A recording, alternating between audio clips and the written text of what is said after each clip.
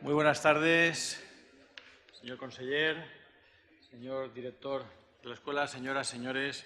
Bienvenidos a esta segunda parte, ¿no?, del curso de transparencia a través de los datos, que está organizado gracias a la Consellería de Transparencia, Responsabilidad Social, Cooperación, a esa cátedra que se ha firmado con esta escuela y que con el máster universitario en Gestión de la Información, y que ha posibilitado, pues, primero hay que dar las gracias a la Consellería por ese convenio que entre las 5 universidades públicas estamos desarrollando, cada una en una especialidad, en el marco que ha tocado a la Universidad Politécnica de Valencia por proximidad es más el de la tecnología, ¿no? La tecnología, los datos, explotación de estos datos, herramientas. Y este es el primer curso de estas características que montamos y que tenemos la fortuna de hacer con el Máster Universitario de Gestión de la Información. Yo creo que es un primer lugar de agradecer a la Consellería esta magnífica colaboración, esta buena idea de aproximar a los ciudadanos qué es el Open Data, que son las políticas de transparencia. Es muy bueno que lo sepamos todos y además de distintos puntos de vista: marco legal, marco tecnológico, marco económico, marco social y bueno, esta formación transversal en la materia es muy importante, ¿no? Y agradecer también, como no, a los organizadores, las personas que han hecho posible el máster universitario, la escuela de informática, el acogernos en el día de hoy y a los ponentes. Yo creo que tenemos una lista de ponentes, yo creo que muy interesante y muy buena, ¿no? Además, atacándolo el asunto de varios puntos de vista, ¿no? Es decir, que el dato abierto, que es el dato abierto, que es o no, que consideramos las empresas e instituciones, pues estos datos los tenemos de siempre, muchos de ellos catalogados como públicos, y tenemos que entender que son públicos y que nosotros no son nuestros los datos, nosotros somos gestores de ellos, pero no son nuestros. Luego, desde el punto de vista de cómo se explotan estos datos, qué tecnologías hay que han hecho posible, que bueno, datos hemos tenido siempre, pero ahora tenemos la capacidad de almacenar, una capacidad de almacenamiento, pues órdenes de magnitud superior a hace pocos años, cómo explotarlos, cómo manejarlos, si no, no podríamos abordarlos, y cómo transmitirlos, ¿no? Y el último bloque, que es más de Big Data, ¿no? Que queda pendiente, el de aplicaciones, ¿no? El de Big Data y aplicaciones que también se ve. Yo creo que es un curso muy bien orientado, orientado a públicos de diferentes perfiles. Tenemos aquí gestores, economistas, ingenieros, periodistas y bueno, la verdad es que nos hace falta a todos un barniz de esto, ¿no? Y en la jornada de hoy pues tenemos la fortuna, pues, de haber comenzado esta mañana con ver lo que es la Generalitat Valenciana oberta, y esta tarde arrancamos pues con la persona que está liderando este proceso en toda la Comunitat Valenciana, que es nuestro conseller, ¿no? Y pues bueno, pues tenemos la fortuna de tener estos ponentes de lujo para estas primeras jornadas de la cátedra. A continuación voy a dar la palabra al director de la escuela, el profesor Eduardo Vendrell, para que también nos resuma lo que viene a continuación. Muchas gracias, rector. Bueno, buenas tardes a todos y a todas. El rector sabe lo pesados que a veces nos hemos puesto con el tema de los datos abiertos y la transparencia. En parte era nuestra misión por convicción y porque nosotros entendíamos desde el principio que las tecnologías de la información, para una de las cosas que están aquí, es para propiciar toda una nueva cultura ciudadana y social que tiene que ver con el ejercicio de la responsabilidad por parte de los que gestionan y el ejercicio también de responsabilidad, como no, por parte de los ciudadanos cuando deben exigir a los que gestionan que gestionen como deben. Yo me complazco en estar aquí en esta mesa, digamos que presentando, aunque la escuela de verano ha empezado esta mañana, con diferentes talleres, y he continuado a la 1:30 con una rueda de prensa que hemos tenido con Marc Cabra y con Hervé Falciani. Digo que me complazco estar aquí arriba presentando con el rector y con el conseller esta escuela de verano que hemos organizado pues alrededor de una colaboración que para nosotros es mucho más que positiva, que es la Cátedra de Transparencia y Cooperación con la Consellería de Transparencia, Responsabilidad Social, Participación y Cooperación. Si el conseller me permite, y en un minuto brevemente, contaré la anécdota que puedo echar de cómo empieza todo esto. Nosotros acudimos a la Consellería, y él lo sabe, de la mano de Toñi, cuando fuimos a hablar con ellos para hacer un hackathon de datos abiertos, porque he de decir que en el tema del Open Data llevamos tiempo trabajando en esta escuela, sobre todo Toñi y Fernanda, más profesores también, pero ellos muy activamente. Hay un momento que nosotros acudimos a la Consellería porque queremos hacer un hackathon, queremos darle visibilidad a toda esta temática y nos sorprende que nos piden estar en la reunión el mismo conseller, cuando teníamos una cita acordada con una directora general. Nosotros acudimos complacidos de que el conseller quisiera estar en esa reunión y nos sorprendió gratamente ver que la Consellería está abierta a trabajar con nosotros, muestra un talante muy positivo en todo el tema de la transparencia y la cooperación, y es más, y nos dice expresamente, y yo creo que lo puedo decir, que a la Consellería lo que le complace mucho es trabajar con las universidades públicas. Nosotros salimos de la reunión contentísimos y a partir de ese momento comenzamos a pedir más todavía, claro. Nos has dado esta pista de aterrizaje, pues nosotros... Y esto ha llevado a tener una cátedra de transparencia y colaboración que tiene una serie de dinámicas, una serie de actividades. Está muy vinculada al máster de gestión de la información que tenemos en esta escuela y que, como decía antes, pues se plasma también en este curso de verano que alguien decía, ¿en septiembre un curso de verano? Pues sí, por la temperatura lo podéis saber. Bien, yo simplemente quería comentar un poco de por qué ha nacido todo esto. Nosotros nos complace mucho formar parte de ese proyecto que tiene la Consellería con las universidades públicas para trabajar en el tema de la transparencia. Vamos a poner nuestro granito de arena, el Consellería lo sabe, en las diferentes actividades que tenemos aquí, y entre ellas están las charlas que tenemos en el curso de verano. Como decía, esta mañana hemos tenido una rueda de prensa que yo creo que ha estado bastante entretenida con Hervé Falciani, con Marc Cabra, sin desmejorar al resto de ponentes, todos yo creo que excelentes, desde los profesores mismos de la escuela hasta otras personas como Alberto Abella o como gente que viene de la Dirección General de las TIC, como gente que viene desde el Media Lab, pero es el presidente de la Open Knowledge Foundation. Pues quizá a lo mejor las personas que más habéis reconocido en los titulares son a Marc Cabra y a Hervé Falciani. Obvio decir por qué. Por todos los casos que han salido, por toda la penetración en los medios de las tareas, las labores, las actividades que ellos están haciendo. Yo no me quiero enrollar más, simplemente quiero dar las gracias a todos los que estáis aquí por acudir a esta charla, aunque sea solamente para disfrutar del aire acondicionado. Y al conseller, al rector, por supuesto, por estar aquí y apoyar con su presencia este acto, y al conseller por darle todavía más prestancia si cabe. Y os dejo ya con él, que os va a hablar de las políticas, entiendo que lleva la Consellería, en el tema de apertura, por decirlo de alguna manera. Muchas gracias. Buenas tardes, rector, director, directora del curso, amigos de muchas cosas que veo en la sala y me siento especialmente complacido. Gracias por vuestro fenomenal espíritu de estar un día como hoy a las 4 de la tarde viniendo a escuchar a un conseller. Hay que ser muy participativo para esto. Yo la verdad es que no vengo a vender el producto. Nuestra consellería va haciendo muchas cosas, creo que hacemos muchas cosas. Me siento especialmente orgulloso de lo que decía el rector. Me siento especialmente orgulloso de esa reunión, por ejemplo. Es más, voy a completar la anécdota. Ellos se enrollaban y hablaban y les dije, parad, compramos.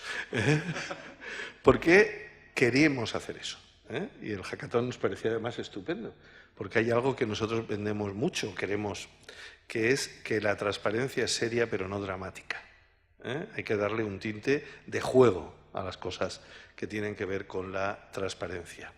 La transparencia debe ser un baluarte, una vacuna, un cortafuegos contra la corrupción, pero no podemos reducirlo simplemente a eso. Tenemos que, luego lo diré en mi intervención breve ahora, dar más un toque de optimismo. Sea un lugar de encuentro y no un anti-algo, ¿no? Anti la fiera que acecha, pero tenemos que generar también imágenes alternativas. Y decía que me siento muy orgulloso de que efectivamente estamos colaborando con todas las universidades públicas valencianas. Hemos tenido ya una reunión de todos los rectores con todo el equipo de la Consellería. con permiso del señor Montoro, lo cual es mucho decir, puedo garantizar que el año que viene esta cátedra va a continuar y que, si es posible, incrementaremos la ayuda, que habrá otras cátedras especializadas, que muy probablemente habrá alguna otra cátedra de alguna otra materia también en esta universidad. Hoy ha habido una reunión de vicerrectores y, bueno, yo creo que no es un dato que tenga contrastado. Quizás me equivoque con lo que voy a decir, pero pocas comunidades autónomas habrá en que pongamos en el centro de la reflexión sobre las materias de nuestra consellería, que, como sabéis, son transparencia, participación, responsabilidad social y cooperación, la colaboración con las universidades públicas. Porque si las universidades no se implican en los procesos de investigación, difusión y formación, no avanzamos. Hay que tener buenos profesionales, mucha sensibilidad social y aliados de prestigio como la universidad. Dicho esto, me siento contento y me siento orgulloso. Me siento orgulloso de tener un buen portal de transparencia. Pero, sin embargo, reconozco que nos falta mucho por avanzar en la parte de Open Data. Razones de tipo económico, de tipo tecnológico, nos han impedido avanzar todo lo que nos gustaría. Vamos a ir poco a poco, vamos a seguir avanzando, pediremos ayuda, os pediremos ayuda, complicidades, pero me parece que, bueno, hemos iniciado un camino, pero reconozco que en materia de Open Data nos queda mucho por recorrer. Sería prolijo, yo esta mañana me he reunido con la directora general y me ha estado explicando las dificultades. Directora general que, en buena medida, es quien hace, hoy no podía estar aquí, pero quien hace posible este tipo de actividades.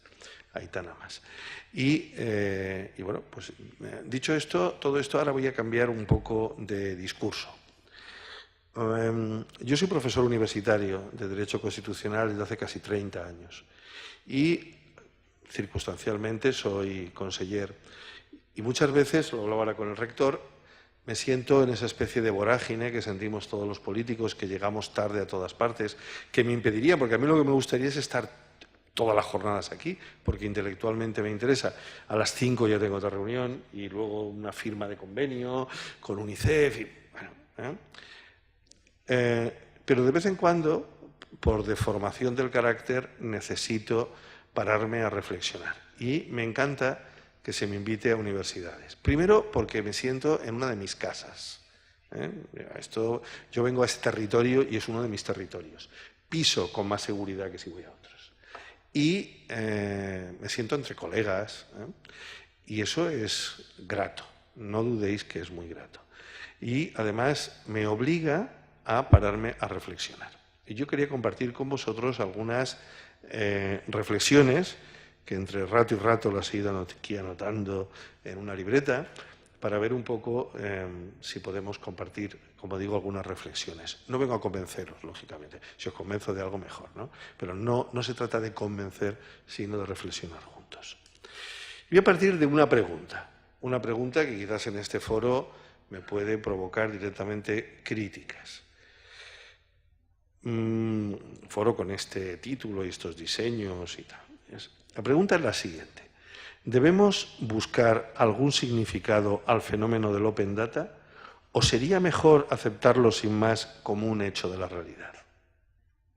Creo que es una pregunta que siempre es pertinente cuando hablamos de algún fenómeno importante, pero que muchas veces es la típica pregunta que queda postergada. Puede parecer una pregunta inocua, pero no se os escapa que no lo es. Encierra un problema filosófico, un problema ético y un problema político esencial. Según la respuesta que le demos, en definitiva, estamos abriendo una vía de enjuiciar nuestro encuentro con el mundo actual y el mundo que viene.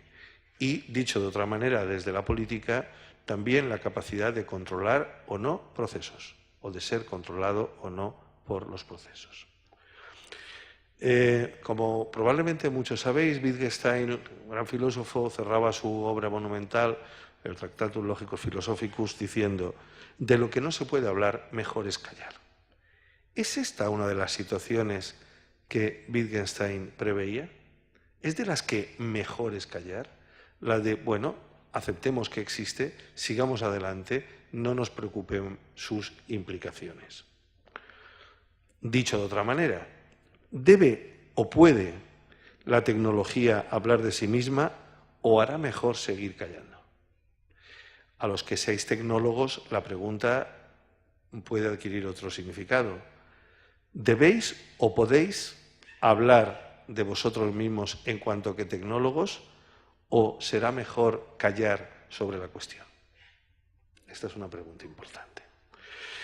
El primer día de clase, yo siempre, a mis alumnos, desde hace muchos años doy clase en primero de Derecho normalmente, les digo lo mismo.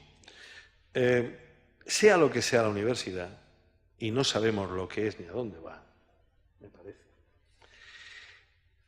Vosotros, los alumnos ya de primero, tenéis la obligación moral de sentiros intelectuales. Porque, entre otras cosas, la sociedad, y aparte de vuestras familias, hacen una gran inversión en vosotros. Y tenéis una función intelectual. Un intelectual, podríamos decir, es el que trafica con símbolos. Bueno, pero hay otra definición que a mí me gusta mucho, que es la que daba, o una advertencia que hace un poeta, un escritor, Borges. Borges decía, intelectual no es el que sabe muchas cosas, sino aquel que es capaz de formular muchas preguntas. Cuando yo vengo a la universidad a hablar de esto o de cualquier otra cosa, me siento cómodo porque sé que la universidad se ha construido históricamente siendo la casa de la duda. Solamente cuando existe la duda, existe la interrogación, existe el avance de la ciencia, existe el avance de las humanidades y existe el avance de la tecnología. Si la universidad llega un día a sentirse propietaria de las certidumbres, más vale que cierre. Para eso ya hay otros órdenes de reflexión. Las iglesias, por ejemplo. No puede la universidad convertirse en la casa de la certidumbre, sino la casa de la duda. Segunda idea. Quizás un problema de nuestra época es que todos, digo todos, es la sociedad en su conjunto, voy a hablar de las sociedades avanzadas, desarrolladas, complejas, nos hemos vuelto un poco o un mucho conservadores. Probablemente hemos perdido el sentido de la idea de progreso. Sabéis que otro filósofo, Walter Benjamin, escribía en una historia un poco alucinante. Walter Benjamin no era un filósofo muy doctrinario, sistemático, sino que a veces funcionaba a base de metáforas, etc. Una especie de sueño que le induce una pintura de Paul Klee, si no recuerdo mal, en que dice Angelus Novus, un nuevo ángel, que está arrasado por el viento de la historia. No puede volverse hacia atrás, digamos, no puede contemplar lo que ha pasado, porque el viento de la historia, un viento, digamos, de catástrofes, etc. Bueno, él vive en una época del ascenso del nazismo, finalmente él se suicidará para no caer en manos de la Gestapo, nos arrasa. Es un poco el mejor símbolo, el símbolo más duro, más terrible, de la falta de confianza en el progreso.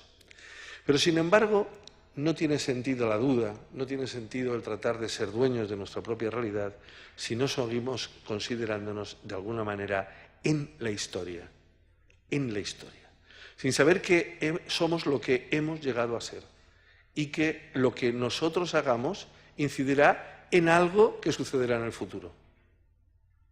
Esta reflexión, en un mundo técnico acelerado, me parece que también es muy importante. Pero es ahí donde quizá nos sintamos conservadores, porque perdemos el sentido de la historia. Pero se puede ser conservador de izquierdas o de derechas. La izquierda, yo soy una persona de izquierda, soy demasiado viejo como para cambiar a estas alturas, soy una persona de izquierdas. Sentimos una gran incomodidad ante el mundo, ante muchos cambios en el mundo. Nos sentimos incómodos. Hemos perdido muchas certezas. Y, por ejemplo, renunciamos a veces a tratar de renovar nuestro discurso político y nos refugiamos en la reivindicación abstracta de valores. Lo cual no está mal siempre, pero a veces puede llegar a estarlo, porque no innovamos. Y vivimos el cambio en nuestras propias ideologías bajo la figura de traición. Esto nos inmoviliza muchas veces. Las derechas paulatinamente no saben poner el énfasis en otra cosa, el énfasis principal. más que en el beneficio privado. Pero ello es una justificación o una causa, no me puedo detener ahora, del incremento exponencial de la desigualdad tan brutal en el mundo. Y cabe una pregunta misma: ¿hasta dónde es sostenible la desigualdad? ¿Hasta dónde es sostenible los sistemas medioambientales subordinados a los beneficios privados? Y ello también tiene un discurso de valores que en muchos lugares, sin embargo, España sería un ejemplo maravilloso, son los valores anclados, por ejemplo, en principios religiosos muy antiguos y que en la práctica dicen muy poco a nuevas generaciones. Pero probablemente lo que compartimos todos es, lo ha dicho un filósofo hace poco, la sensación de viajar en un mundo acelerado. Y a veces tenemos la sensación de decir que se pare el mundo que me bajo. Porque esto no es ni aquello que esperaba, ni aquello para lo que se me había educado. Lo que hace otra pregunta fundamental sobre para qué educamos las universidades, ¿no? En ese esquema heredado del pasado, la política esencialmente, antes aludí a ello, la contemplamos intuitivamente como control de situaciones. Pero ¿qué controlar en un momento o en determinadas franjas de la realidad que tiende a sustituir rápidamente lo existente en la medida en que lo nuevo sirve para eludir controles? Y de esto, muchos que estáis aquí sabéis mucho más que yo a qué me refiero. Es decir, el acelerón tecnológico en infinidad de materias, si hablamos, por ejemplo, de manejo de Big Data, desafía cualquier teoría posible de controles. Esto nos vuelve a plantear otra pregunta clave. Tercera idea. Si ahora nos ubicáramos en la historia, una hipótesis, en el mundo del saber de Europa del siglo XV, un mundo del saber mucho más reducido que el actual, evidentemente, con elevadísimas tasas de analfabetismo, con una marginación prácticamente absoluta de las mujeres, etcétera, con una sociedad muy ruralizada. Pero si nos centráramos solamente en el mundo, imaginemos, de las universidades o de los monasterios o, digamos, de las florecientes ciudades en Flandes o en Italia del Renacimiento, ¿qué pensarían de ese invento que dicen que ha aparecido en Maguncia que llaman imprenta? Probablemente muchos de esos sectores sentirían miedo, hubieran sentido miedo. Si pudiéramos rastrear, en parte algún historiador lo ha hecho, si pudiéramos rastrear las reacciones, para muchos la sensación sería de miedo. Pues quizás estemos en algo así. Y no era un miedo injustificado. Por ejemplo, hay estudios muy interesantes, en parte este era el tema de mi tesis doctoral, que versó sobre libertad de expresión, en que con la imprenta las posibilidades de que la censura se incrementara sucedió. Era mucho más fácil censurar las ediciones, digamos, en masa, por relativa que fuera la masa de la época, al menos en los primeros 100 o 150 años de imprenta, que los manuscritos que encargaba el noble, que encargaba el señor, o que iban de monasterio en monasterio. Esto hoy nos parece extraño, pero sucedió. Era más fácil eso. Rompía seguridades la imprenta. Al fin y al cabo, si vamos a la que yo también se lo pongo a mis alumnos los primeros días de clase, la imagen pictórica más fuerte que se ha pintado nunca sobre el poder, para mí es el Pantocrátor de Taúl. ¿Os lo representáis? El dios aquel allí. ¿Qué tiene en la mano? Un libro. Ego sum lux mundi. Luego llegó la Ilustración y dijo, no, el libro es la luz. Pero el libro de Dios lo que está diciendo es que yo soy la luz del mundo.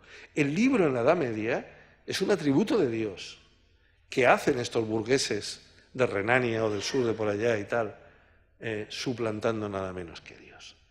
Todo esto es muy bonito, pero no olvidemos tampoco que para que sucediera hizo falta la suma de dos modernizaciones claves: las técnicas artesanales y un nuevo concepto de la economía. Max Weber hablaría mucho de eso, no voy a entrar. Pero no olvidemos tampoco que podemos y tenemos la obligación, si nos fijamos en esa época, de ser optimistas, de superar el vértigo, pero con una condición, de no entender esto como que una cosa mágicamente inevitable avanza sobre nosotros y que, por lo tanto, impide la crítica. Porque no olvidemos que a Gutenberg le arrebataron sus instrumentos de trabajo, porque a los socios capitalistas que habían puesto dinero para construir las prensas y los sistemas de tipos móviles, en cuanto vieron la capacidad de negocio, digamos, al que tenía la propiedad intelectual se la quitaron. Esta es una reflexión histórica que tampoco está mal olvidar. En cuarto lugar, digamos, le robaron sus datos. Y pese a todo, los datos con los que Gutenberg compuso la primera Biblia eran Big Data de gran calidad, de gran importancia. Cuarta idea. La política tiene que tomar nota de todas estas cosas, pero surge un problema. Las nuevas tecnologías de las que hablamos se desarrollan en un marco cultural de acelerada trivialización consumista. Y parte del consumo trivial tiene que ver con los mismos sistemas informáticos que se van a utilizar básicamente para eso otro que puede ser tan importante.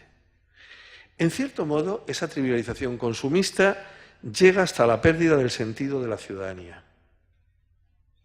Digamos, ¿qué define a un ciudadano o a una ciudadana? Somos sujetos de derechos y de obligaciones. Y a través de ello establecemos un vínculo común con nuestros conciudadanos y a través de ellos, estoy hablando de una sociedad democrática, participamos en procesos políticos complejos. Bueno, eso parece que está siendo sustituido en multitud de discursos y relatos en la actualidad por entender al Estado no como el garante en condiciones de igualdad de los derechos y de la imposición de obligaciones democráticamente aceptadas. Eso que llamamos Estado social y democrático de derecho, artículo 1 de la Constitución, sino de pasar a imaginar el Estado como un gran centro comercial, rutilante, glorioso, que vive en una especie de fin de semana permanente, ofreciendo sus productos. O, si llega la crisis, un bazar oriental con olor a polvo. Esto es quizás algo de lo que nos ha pasado con la crisis. Los ciudadanos que peor lo están pasando, y en cierto modo buena parte de la ciudadanía, acude al Estado a que realice las promesas que hizo de no dejar caer al más frágil, de asegurar la sanidad, la educación, la investigación, la justicia. Y el Estado no puede responder. No puede responder. Ante ello, infinidad de ciudadanos están reaccionando como consumidores defraudados, no como ciudadanos que exigen derechos, sino como consumidores que exigen determinados servicios muy concretos sin estar dispuestos a entrar en discursos más amplios. Por ejemplo, ¿quién está dispuesto aquí a entrar en un discurso sobre que quizás hacen falta, no digo más, sino nuevos impuestos? No, eso no. Por lo tanto, digamos, esto genera una inquietud. Si a ello le sumamos como epifenómenos de esa situación, situaciones como la corrupción o la incertidumbre política, digamos, cotidiana, nos encontramos sumidos en una cierta cultura de la sospecha, que no es lo mismo que la cultura de la duda. La cultura de la duda, que es el destilado de los orígenes universitarios que hablaba, pasados por el filtro, por ejemplo, de Descartes y del nacimiento de la racionalidad occidental y de la modernidad, en definitiva, ahora se trastocan en su versión pobre, polvorienta, la cultura de la sospecha. Y no es casualidad que muchas de las familias de diverso pelaje que se atribuyen esa bonita bandera de la nueva política no sepan entender que solamente con la esperanza se podrá salir de las crisis, que si se sigue alimentando la sospecha, es toda la democracia la que entra cada vez más en crisis. Y quinta idea. Este creo que es el marco de referencia para intentar responder las primeras preguntas que hacía. En ese marco es inevitable reencontrarnos con la sociedad del conocimiento. La sociedad del conocimiento es una construcción ideológica que implica un relato. Es bueno el conocimiento. Creo que en esto podemos ponernos de acuerdo. Por algo muy sencillo, igual que es mejor la paz que la guerra, es mejor la libertad que la servidumbre, es mejor el conocimiento que la ignorancia. No le demos muchas más vueltas, pero lógicamente quiere decir algo más. Implica todo un relato, pero cabe darse cuenta que también entra inmediatamente otra pregunta. Hay que conocer qué y para qué. Esto lo dejamos pasar, lógicamente, en este momento. Pero esa pregunta, tarde o temprano, reaparece en cualquier lógica cultural que se sitúa en la sociedad del conocimiento. En ese marco, la transparencia no es la panacea, pero ayuda a prevenir situaciones muy negativas y es un poderoso instrumento, una palanca de hacer pedagogía social, de llevar muchas de estas cuestiones, arrancarlas a cenáculos de iniciados y llevarlos a la sociedad. Estamos también en las puertas de otros cambios de paradigma. Nosotros en nuestra consellería hemos empezado a hablar y vamos a profundizar. Estamos en reuniones, por cierto, también con tecnólogos y con empresarios, etcétera, de entornos, de otro concepto, entornos transparentes. Bajo la idea de que aquello que la política puede hacer sobre la transparencia estará siempre muy limitado si al mismo tiempo no salimos al encuentro de la sociedad civil para que la sociedad civil, digamos, se contagie también de determinadas prácticas de transparencia. Porque es un hecho que encontramos en la consellería todos los días. Grupos de ciudadanos, asociaciones, investigadores que nos piden más transparencia, pero son muy reacios a desarrollarla en su campo específico. Siempre tienen excusa, y excusas razonables, no seré yo quien diga que no. Pero los políticos, como sabéis, somos aquellos seres humanos que no tenemos excusa para nada. Tenemos que atender toda petición que nos llegue. Como todas es imposible, por eso lo hacemos necesariamente mal. Yo lo asumo y sobre esto no sigo sufriendo, ¿no?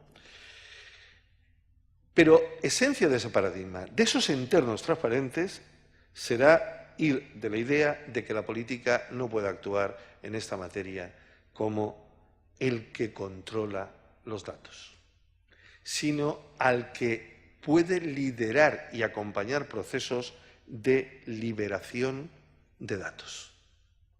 Pero esto requerirá de muchas cosas.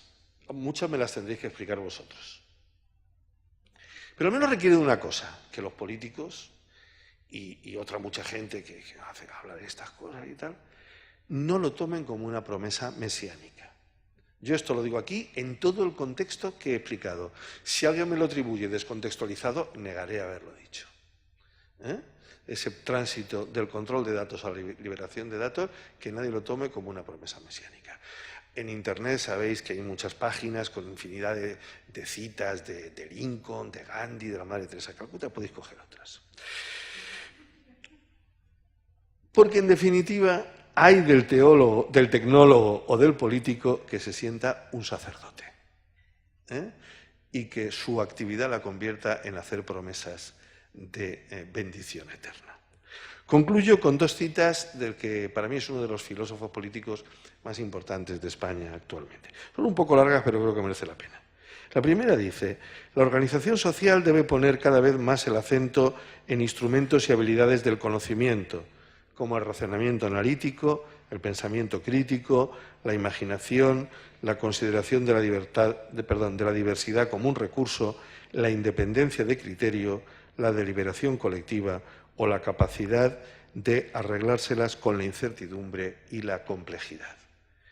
Y para ello, unos párrafos después dice, la política ha de abandonar su obsesión normativa de decirle a la gente lo que tiene que hacer, pero tampoco puede escapar a la responsabilidad de crear estas posibilidades que requiere una emergente sociedad del conocimiento. Una sociedad del conocimiento compleja necesita ser capaz de articular una serie de lugares de la inteligencia colectiva, distribuidos y descentralizados. La tarea política consiste en coordinar y moderar la interacción entre esas unidades autónomas, ya que mientras que el saber experto individual es un asunto privado, el marco para llevar a cabo la inteligencia colectiva es una tarea genuinamente pública, por lo tanto política. La política actual, esto ya lo digo yo, podemos imaginarla también como un mapa nebuloso de urgencias, en deuda de oxígeno, con poca posibilidad estratégica, pero al menos sí que me permito formular una humilde promesa, no duden de que estas ideas que he esbozado apresuradamente planean en el diseño del trabajo de nuestra consellería. Y me gusta pensar que un ejemplo de ello es nuestra humilde colaboración a estas magníficas jornadas. Muchas gracias.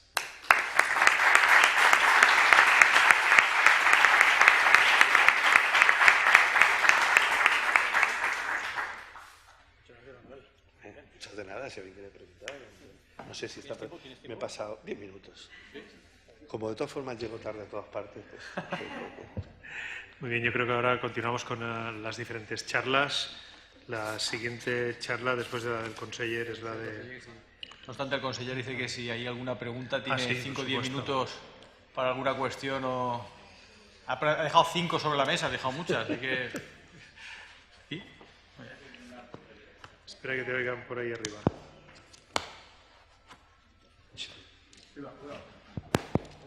Hola, ¿de quién es la cita?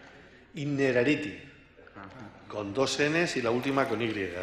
El libro se llama, como vengo a tarea universitario, vengo preparado, La política en tiempo de indignación, Galaxia Gutenberg, páginas 340-341.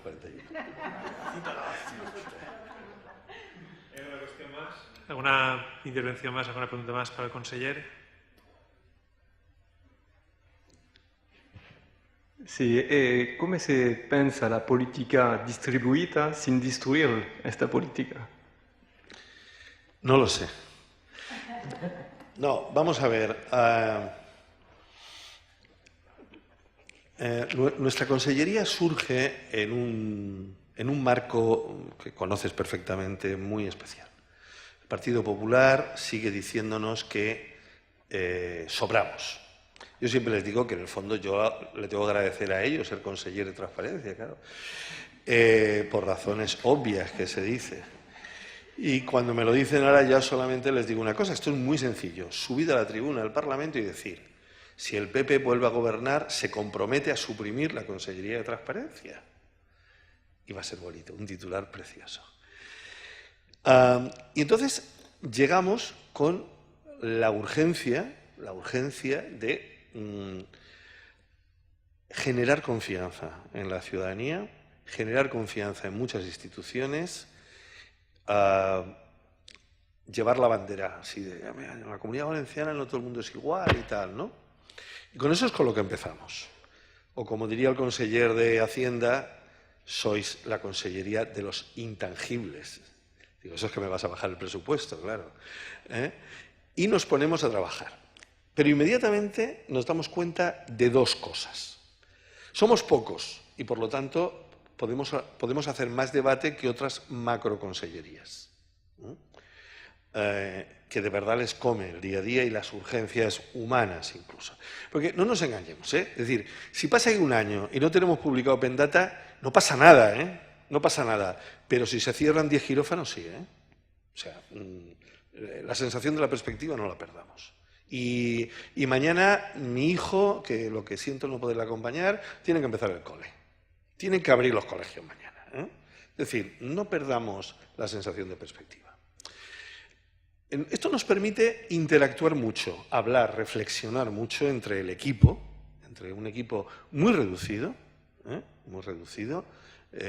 pero que nos permite tratar de avanzar y tal, ¿no?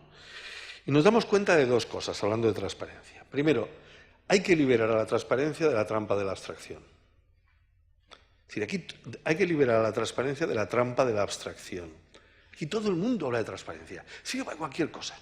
Cualquier cosa. Se nos ha olvidado publicar un nombramiento. Atacáis la transparencia. Tardáis en contestar una pregunta parlamentaria. Sois opacos. Todo. Sirve todo. Yo, mira. La transparencia, lo fundamental es que sea aquello que las leyes dicen que hay que cumplir. Y luego ampliemos las leyes si hace falta. Hay que concretar los fines, las obligaciones y los medios. Primera idea, hay que liberar a la transparencia de la abstracción. No puede ser un fantasma que recorre Europa. Eso Marx lo decía del comunismo, pero no. Es decir, no fue de la transparencia, no. Yo incluso gasto la broma de que si mucha gente que yo conozco saltara a la Bastilla hoy en día, diría libertad, igualdad y transparencia. Pero, ojo, la transparencia no es un valor revolucionario, ¿eh? Es un valor de profundización democrática, de calidad democrática, pero no de alteración. Es decir, la transparencia puede y debe servir en diversas opciones políticas y tal. Si en un momento aquí no ha sido posible, habrá que analizar la situación política concreta, no volver a la abstracción. Y segundo, si eso lo llevamos a otro campo más amplio, transparencia, buen gobierno, participación, hay que situarse en un terreno de enorme humildad. Y hay que buscar líneas de fuerza entre la transparencia, la participación, etcétera, etcétera, etcétera, y los grandes fenómenos políticos, culturales y económicos. Porque no es posible construir grandes sistemas de calidad, de profundización en la calidad democrática si no tenemos en cuenta de verdad cuáles son los grandes influjos culturales de nuestra época. Por ejemplo, es decir, un problema de la transparencia es que poner la línea para evitar que la transparencia se convierta en cotilleo, exhibicionismo o narcisismo es prácticamente imposible. Nosotros, cada vez que hemos presentado un portal de transparencia, el código de buen gobierno, la parte de Open Data, siempre hemos encontrado algún originalísimo periodista que ha titulado «El Consell se desnuda». Dice, horrible visión, por lo demás. Entonces dice, pero vamos a ver, ¿no podríamos hacer primero un curso de metáforas? Per l'amor de Déu. Es decir, pero claro, dices, es que eso es Gran Hermano. Es decir, ¿qué vamos a pedir? Yo hoy le pediría a muchos periodistas que incluso leyeran. Pero, en fin, Dios me lo perdone. Pero, digamos, periodistas, ingenieros, informáticos, economistas, doctores en Derecho, algún catedrático de universidad, quizás algún rector, que aquí no se salva nadie, que lean, por favor, que lean novelas. Yo a mis alumnos les recomiendo mucho que lean a Agatha Christie, de verdad. Pero vamos a ver, es decir, si el imaginario colectivo se construye a partir de determinadas cosas, ¿qué podemos esperar que sea el mensaje? Por lo tanto, me interesa mucho más cuando vengo a foros como este. Ojo. Ahora vamos a hacer una novedad. Esto es, bueno, creo que en algún momento lo hemos comentado, lo anuncio aquí. Algo que no se ha hecho nunca en España. Vamos a hacer el primer curso de formación en transparencia, sobre todo para que sepan conocer muy bien nuestro portal de transparencia para Guardia Civil y policías, como un factor determinado en un momento posible de investigación de casos de corrupción. Claro, ahí el discurso tendrá que ser otro, tendrá que ser mucho más concreto. Pero yo reivindico que en la universidad y en ámbitos de este tipo, y muchos con asociaciones, y aquí veo representantes de muchas asociaciones con las que colaboramos, tenemos que empezar por formularnos esas preguntas. El solo sé que no sé nada, a mí sí me parece una tontería. Pero bueno, para entendernos, me parece, en definitiva, yo soy más cartesiano que socrático, y el pienso luego existo es lo único. Vamos a empezar a formularnos preguntas de futuro. Porque claro, mis compañeros del Consell saben que dentro de 30 años, quien esté haciendo en la Consellería de Infraestructuras seguirá haciendo puentes, túneles, ferrocarriles, sean como sean entonces. Pero dentro de 30 años, ¿de qué estaremos hablando cuando hablemos de estas cosas? Acertemos mejor con las preguntas que no con las certidumbres. Muchas gracias. Ok, muchas gracias. Vamos a continuar.